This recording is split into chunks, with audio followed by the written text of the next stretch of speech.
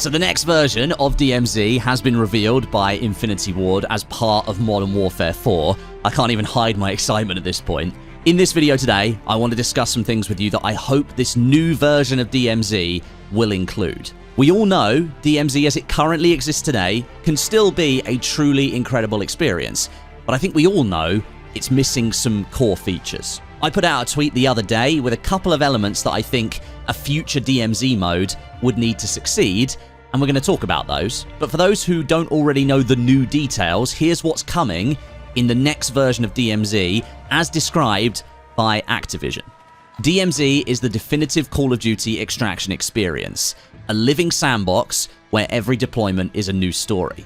Set across a large-scale conflict zone, DMZ is built both for structured missions and emergent gameplay, where players can loot, fight, negotiate, betray, and extract with whatever they can carry. Deploy solo or within a squad into a volatile living combat zone as an off-the-books asset tasked with recovering advanced military technology left in the wake of war. DMZ returns transformed from its beta, building on that foundation to deliver a deeper, more complete extraction experience shaped by player feedback and new systems. With a living world, the conditions in the exclusion zone are always shifting, with changing weather, dynamic military objectives, and hostile forces moving throughout the zone.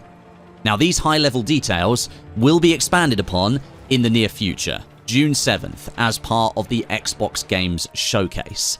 However, there is one element that the community appears to have already worked out, thanks to a little bit of help from Infinity Ward themselves. A tweet from the IW account on reveal day showed off the new DMZ logo, which I think looks sick by the way, and seemingly confirmed the location of the mode, Hyjin. This tweet reads, "The winds are shifting in Hyjin, will deny you were ever there." This fits nicely with the current DMZ mode. You'll be familiar with some of the announcer voiceovers from the current DMZ that alludes to high winds in the conflict zone. And the city of Hyjin is actually going to be an important location in Modern Warfare 4 single player, being the first place that we see North Korea invade the South. Also, as part of a dev blog released when Modern Warfare 4 was revealed a couple of days ago, a small shot lingers on a developer's screen and it reveals an image of a large map. This map is named Tumen, which was a name that appeared in a small leak last year as a code name for DMZ. From the image that we've got here, you can see lots of different regions or sections all split up on the map, and there are areas of water that weave in between them, although the image is quite blurry, so we can't really make out much more than that. I wouldn't be surprised if on June 7th, we see Hyjin featured heavily in more details for Modern Warfare 4. Not just for DMZ, but potentially the multiplayer and single player as well. So great work to the community for finding this reference. Okay, so that's the official information that I can reveal today. And now on to this tweet that I posted the other day where I listed a few things that I'd love to see stay in a future version of DMZ and a couple of things that I think the mode needs to add. So first of all, I want them to keep that proper social experience with prox chat and multiple enemy teams.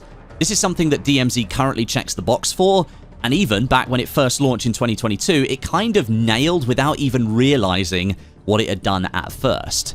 DMZ is basically a social sandbox where you can loot up, you can fight AI and real player enemies, you can talk to those other real players and you can negotiate with them, potentially working out a deal to keep each other alive, maybe even team up with some assimilation. Or things can go south. You might be talking and suddenly somebody pulls the trigger and the entire scenario goes up in smoke. This social element, I believe, was a core fundamental reason as to why DMZ grew so popular through those first few seasons of Modern Warfare 2, and why now, even 3.5 years later, the game still has a dedicated core audience. Other extraction shooters that have come along in the meantime, games like Arc Raiders, have lent into this social aspect as well, and it's created some incredible emergent gameplay moments that can only really happen with the right kind of social tools. Proximity chat is massive for this, giving opposing players a way to talk to one another and figure out solutions to in-game scenarios, whether that's helping someone complete a mission or just trash-talking your enemy so that your teammate can flank their position and point a sniper rifle right at the back of their head. The next version of DMZ needs to continue with what the current DMZ did so well, letting the player control the narrative within each raid. Based on the limited information that we got from Call of Duty the other day, it seems like that's exactly what we're going to be getting. They're describing DMZ as a living sandbox built for structured missions and emergent gameplay. That, to me, signals that the team working on it saw what worked so well in the first iteration of DMZ and is determined to see that happen again this time around. In my tweet, I also mentioned how Al Mazrah is an elite tier map. It is absolutely amazing. And the physical extractions via the exfil choppers were goated. Still to this day, I don't think another extraction shooter has actually beaten DMZ in their implementation of the actual extractions from the map. I still remember being at COD Next 2022 and getting a chance to play DMZ there for the first time. Cold introduction, no idea what I was doing. But the thrill of working out that you needed to hop on that exfil chopper and leave the exclusion zone before the gas washed over you and killed you was incredible. And several missions within the faction structure lent into those moments through the different seasons. Perhaps my favorite ever DMZ mission was Exfil Tracker, where you were tasked with tagging 3 enemy-hailed exfil choppers with a radio transmitter. You couldn't call it in yourself, you had to wait for an enemy to come along and hit the exfil in order to tag those choppers. That led to some crazy moments, sometimes friendly ones, using comms to talk to the enemy team and let them know what you needed to do, and some of them letting you do that, and other times, before you could even open up comms, the enemy team sees you close by as a threat and immediately engages you. The physical extractions are so cool because they're a shining beacon of PvP to the entire rest of the lobby. They completely switch up what people were doing on the map, and it immediately raised the stakes. Now, obviously, DMZ didn't have much cool loot to extract, but if you did happen to have some cool stuff like 3-plate vests and different backpacks that you hadn't come in with, then the tension of wanting to leave with that stuff obviously played a part in that moment when you called in the extraction. Plus, it was cinematic as hell. Arc Raiders comes close to this with its elevator shaft extraction, but DMZ still clears for me. One thing I will say is that I wasn't a fan of the upgrade system to shorten the amount of time that it takes for a maxed out extraction chopper to arrive.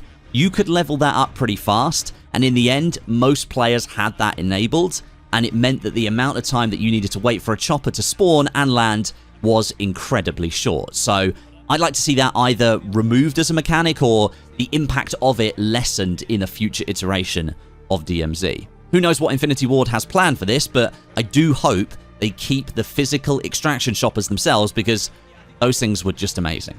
Final extractions as well is something that I mentioned in my tweet. Those of you who watch me stream DMZ, and that's a lot of you, last stream we had 1,500 of you watching, so thanks for the support, but those of you who do watch, you'll know that 90% of the time, we take the final extraction chopper because once again, it massively increases the tension. The ever-expanding gas zone, the threat of other enemy teams also racing to catch the last ticket out, the threat of you losing your loadout and potentially not completing missions that have an extraction condition on them, it all builds up into one final big moment, which is why we take it all the time. It's just there for the tension, and it creates cool gameplay.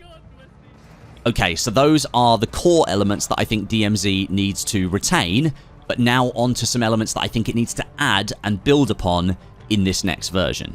Number one is a proper economy. This is something that was immediately noticeable as missing from the original DMZ, and other extraction shooters that have sustained or come out since, the likes of Tarkov, Arena Breakout, Delta Force, Arc Raiders, and Marathon, they all have functioning economies that assign proper value to the items that you extract and then use in-game.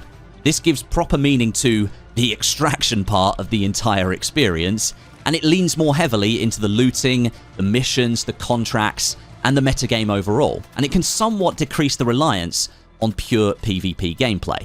Games like Arc Raiders have put more emphasis on this stuff than others, creating out-of-raid mechanics that purely incentivize looting, collecting, and then extracting what would otherwise be random items, and then rewarding players for doing that. Things like the Expedition system is a really cool implementation of this, taking items from the game's wider selection and setting targets for giving up a certain amount of these items in order to send off your expedition and get some cosmetic rewards for doing so.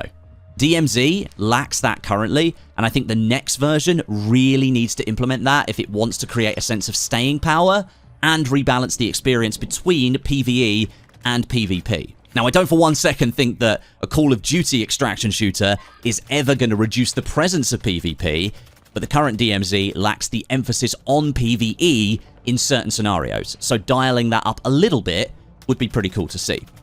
I'd also like to see DMZ implement some proper base building functionality. This is again something that other extraction shooters already do very well, with the likes of Tarkov doing it from the very beginning, and others implementing various elements of it, like Arc Raider's workbench system that you can upgrade over time to not only unlock more useful items, but directly build them and then fill your stash with those things for future raids. Having a proper stash as well fits right into the base building conversation, and the current DMZ just doesn't have this in the way that it needs to be. Sure, you've got your contraband weapon stash and your key stash, but that's basically it. No way to store materials, rare items, nothing. The next DMZ needs a robust out-of-raid experience, that's for sure. And lastly, I think this version of DMZ really needs to channel some of the deeper, more meaningful missions of the later seasons. Something that DMZ did really well was the addition of the Koshé complex, and you'd unlock more secrets about DMZ and what's going on between all the different factions. There'd be deeper missions in there, and puzzles that you had to complete as well. This is something that other extraction shooters I don't think do very well, with Arc Raiders really coming to my mind. They have this amazing world that they've created, and I feel like the missions don't really do a good job of telling you the story of that world. I think DMZ could really step in and create an amazing lore that you'd want to explore. Now, exploration is obviously implied with an extraction shooter, but I think the missions should really lean into that. And DMZ did that in later seasons in this first iteration, so I hope we see more of that in the next version. The entire Modern Warfare game is set around this fictional, escalating conflict on the Korean Peninsula, a battle between the North and the South that draws in other world powers. So there's some incredible space there to tell some stories, and I hope DMZ gets a chance to do that. So as I said earlier, more details of the next version of DMZ will be dropping on June 7th at the Xbox Games Showcase. I'll be covering these details for you. I might even live stream the event, because on the Call of Duty website, it specifically states that we'll get additional details and gameplay-focused coverage. So maybe we see some gameplay on June 7th. Exciting times. Thanks for watching. Drop your predictions and excitements down below in the comments, and I'll catch you soon for more DMZ.